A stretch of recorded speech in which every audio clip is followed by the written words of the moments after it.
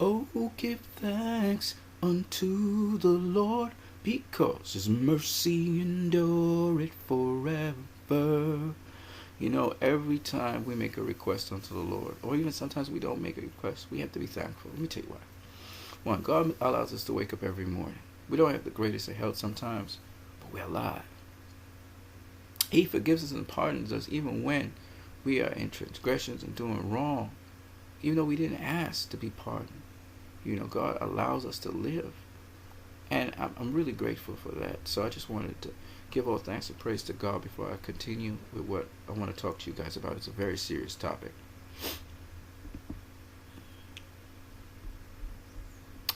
In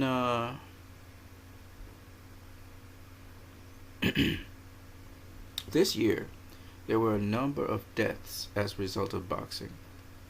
And David Whitten. David Whitten died. He was 39 years of age. And he was in hospital in a coma since May of 2017. And they pulled the plug on him.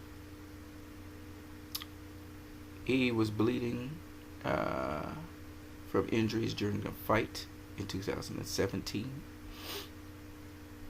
And finally they had to pull the plug on him and he died. University student Tanner Ray, February of this year, collapsed in his corner while he was enduring a boxing match and passed away.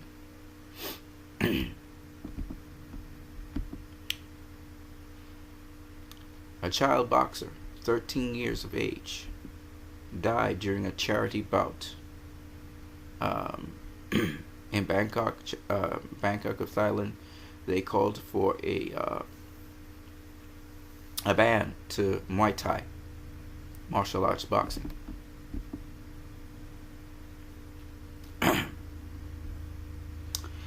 The 27th of February, heavyweight Scott Westgarth died in the ring. Well, not in the ring, after the ring. He went to the hospital. He was age 31. He faced Deck Spielman. And he won by points, but he accumulated so much punishment that on going to the hospital, he died there. Former WBC light heavyweight champion Adonis Stevenson is right now in a medically induced coma after a TKO loss to Alexander Gavarstik. And we saw that fight very recently. And they stabilized him, but his brain is still swelling and he has internal hemorrhaging. His life may never be the same. This story is a story that is all too common in boxing over the last couple of years. And it shows you that the sport of boxing is not really a sport. It's a very dangerous thing. You don't play boxing. As Tyson Fury so correctly said, it's a blessing when people can go home to their families. This is a very, very brutal sport. There are a lot of rules to it and a lot of precautions. But if you don't go into that ring, or you stay in that ring too long, like in the case of Adonis Stevenson, he went in one fight too many. He should have left, as I said to you guys before, after the Badou Jack fight, because we saw that his endurance was fading. He was an old guy, he's a veteran. This guy has a lot of experience, a lot of knowledge in boxing, but we don't know if his life will be the same. Great heavyweight champion. We don't know if Adonis Stevenson's life is ever going to be the same. And this is the danger in the sport of boxing. Now, a lot of people were talking about Jack Reiss, you know, how he took too much time with Tyson Fury. Wanted to make sure he was okay before the fight continued. Tyson Fury is a lineal champion. At least the least amount of courtesy Reiss could do after a horrendous knockdown like that is inspect him properly to see if he's concussed in such a manner that he has traumatic brain damage, so that when he leaves that ring, he's not going to the hospital and becomes a statistic like Adonis Stevenson. The man has children. Why I say all of this is because a lot of fans, they talk. They always want to see knockouts. They always want to see blood. They always want to see brutality. A lot of these fans don't understand that what goes on in that ring, they as fans can't take. You guys couldn't take the punch. If a boxer like Deontay Wilder was to hit you as a fan, he'd kill you. And the kind of training and the kind of preparation these guys go through to go into the fight, to have chess matches, to entertain you at a high level, is something you guys need to understand. It's something you need to empathize with. A lot of you guys I see out there who like boxing, you like it for the blood, guts, and glory. I do not like boxing for that reason. I like it for the strategy. I like it for the wisdom. I like it for the, not just the heroics, but also the mentality these boxers carry with them. And the last thing you want to know is that a boxer has died, because that's the principal entertainer in boxing. You want to know that these guys go home safely to their families, they're alive, and they're okay. I don't think there's any other sport except for MMA, and even MMA doesn't have that kind of extreme impact, where a boxer can die in the ring. There's no other sport like that. They're illegal sports. In terms of legal sports, boxing is separate to all the other sports out there. You can get badly, badly damaged. You could never walk or talk ever again. You could be in a coma for the rest of your life. So guys, let's take this sport seriously. And let's hope that there are regulations put in place to make sure these fighters, these boxers, protected. It's a great sport in terms of upward mobility for people from lower classes of life. And some people are middle class people as well who choose in this sport. Nobody, I don't want to be hit in the head. But these guys insanely take punishment to their heads, to their bodies, after training them so hard and going through so much just to go and pit themselves against another human being. So, I always ask you guys out there to respect what's going on in that ring. The referee is very qualified. They give instructions before a fight.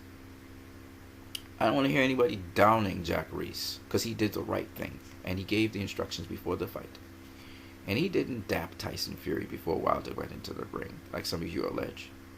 He was not favored with anyone.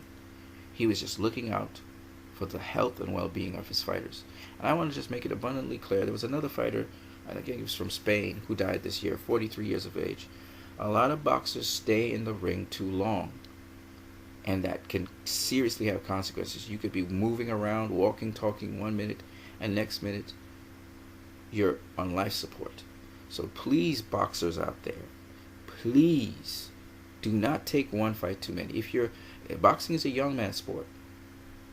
Please do not stay in the game so long that your health is ruined, and then the rest of your life, all that money and all the resources, all the things you've accumulated for your family and friends have to be spent on health care.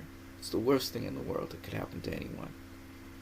Those of you out there who got inspired and hopeful by Tyson Fury's story, how he overcame depression, how he overcame his bipolar disorder, how he was able to come back from being overweight and sickly to a guy who came and arguably won the fight against Deontay Wilder. What an inspiring story about overcoming and hopefulness, and also someone who speaks into existence what it is, and he's also a Christian. For such a remarkable story, I hope you guys are inspired. I also hope you guys are inspired by Deontay Wilder's story with his daughter with spinal bifida. And this guy that struggled from nothing, found a sport that could help him get a lot of stuff, went with it, he was serious about it, and it's got him to the highest level where he is world champion today.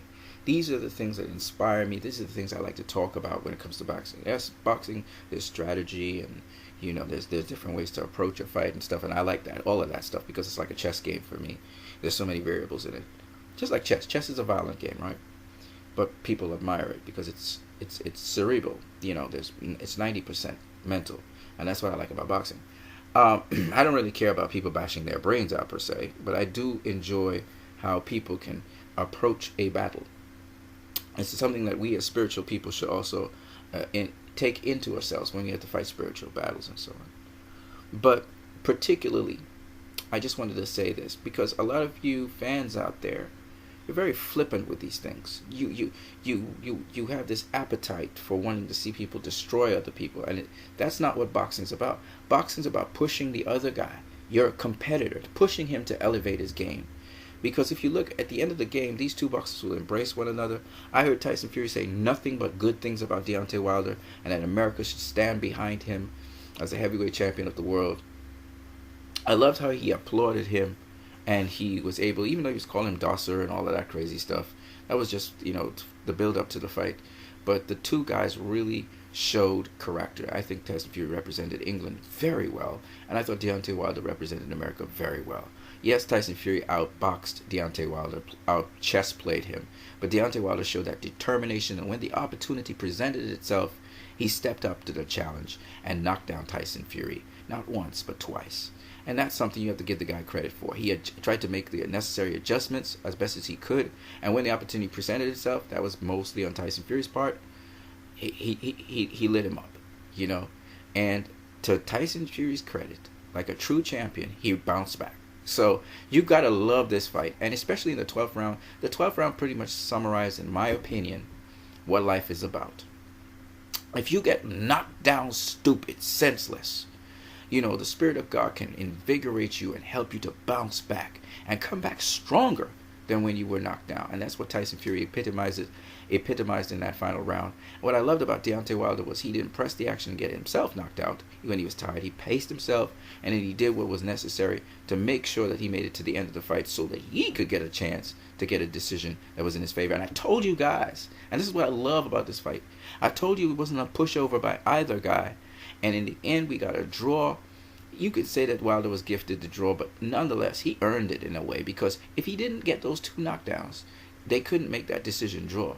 And so that's why I told you this fight wasn't as easy as people thought, and it proved to be a 50-50 fight in the end, even though I know Tyson Fury was robbed. That's besides the point. It was a 50-50 fight. If he didn't get knocked down, then they would have had it for him, right?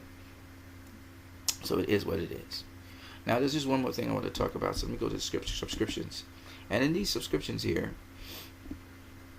my boy Boxing Wave, shout out to him. Boxing Wave talked about how Anthony Joshua, he thought in his opinion, would beat both Wilder and Fury. Now, Anthony Joshua, primarily his defense is by blocking. He sometimes snaps back out of the way of shots. And also Anthony Joshua, he approaches you mostly in a straight line. He comes at you, okay? No special effects. Both Wilder and Fury do not attack you in a straight lines. They don't just stand directly in front of you, okay? And the thing with Wilder is he goes weak side and he throws that straight right. He wasn't able to do it with Fury because Fury was moving a lot, so he couldn't get the angle on Fury.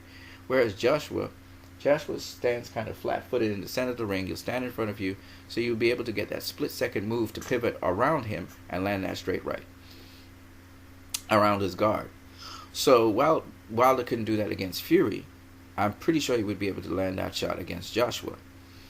And so I can see Wilder actually dropping Joshua and probably stopping Joshua in the end. Whereas with Tyson Fury, Joshua could still go to Wilder's body and kind of stave him off. With Tyson Fury, it's going to be very hard for Wilder to do that because Tyson Fury moves a lot. Very quick feet for a big man. And that quick-footedness is what makes Tyson Fury very difficult for anyone to really move. Tyson Fury is quick, not fast, quick. And he really looked sensational in that last fight. So that's what makes styles make fights, and it would be a tough fight for Wilder. But Wilder versus Joshua, I think, would be an easy fight for Wilder. Joshua would be a hard fight for Joshua. Again, a lot of people are getting caught up in the power of Joshua, and they say he's technically sound. Joshua, though, has limited skill sets. Like, he doesn't really use feints that much. He doesn't really know how to follow an opponent or cut off the ring on an opponent who's moving like Tyson Fury. A lot of people are saying that Wilder couldn't cut off the ring. He tried to cut off the ring, and he did on occasion. But Fury's defense is so good that he'd just be hitting air. And again, for those people who do not know how a fight is judged, because I was listening to The Boxing Voice, and a lot of guys were talking about it was a close fight. And you can tell when people don't know boxing. How rounds are scored is based on 4 criteria. 4 criteria. Clean, effective punching. Okay? Clean, effective punching. The second thing is defense. Defense. Should I say that again? Defense. Defense.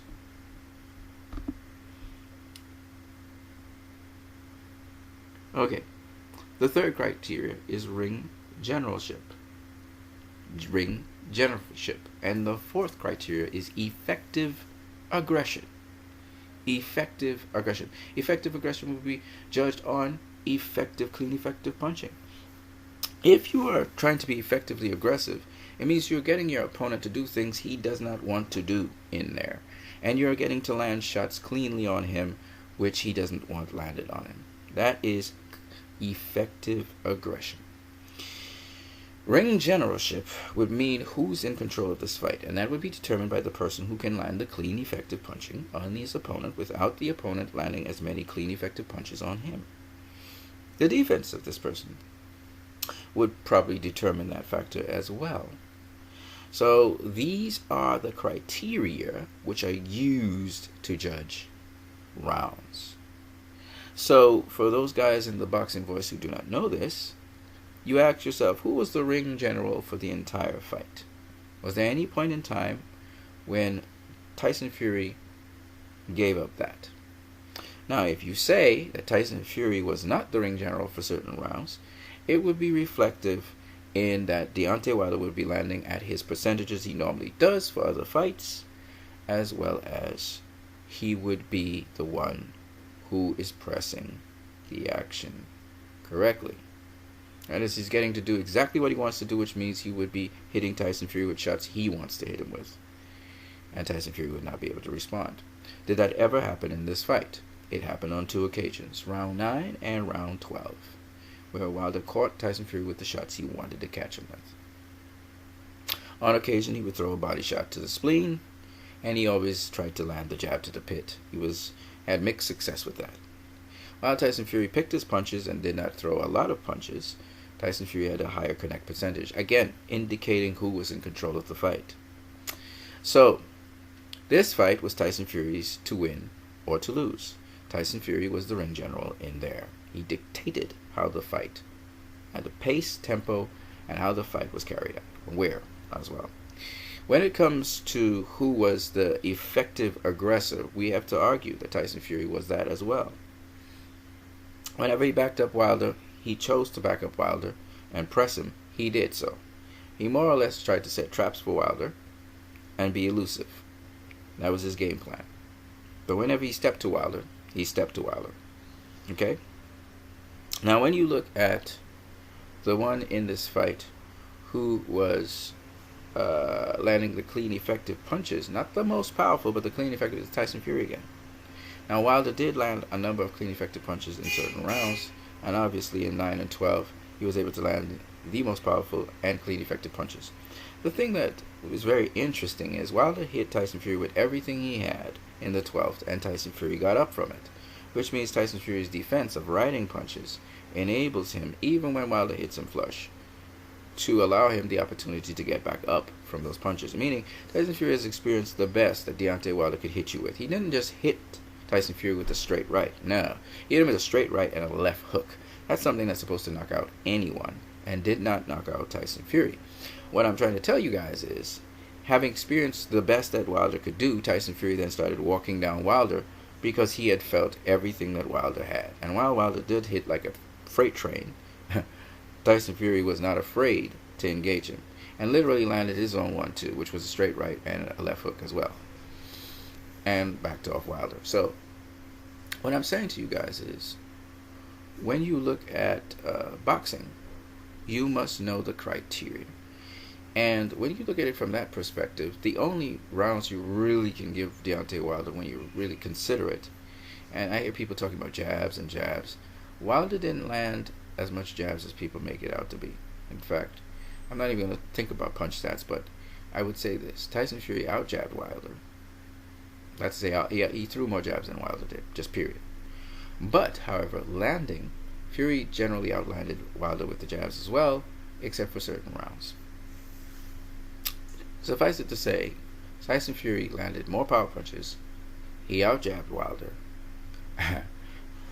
and he basically outmaneuvered Wilder. He was the ring general. So when you look at it that way, you have to come to the conclusion that Tyson Fury beat Wilder. Alright?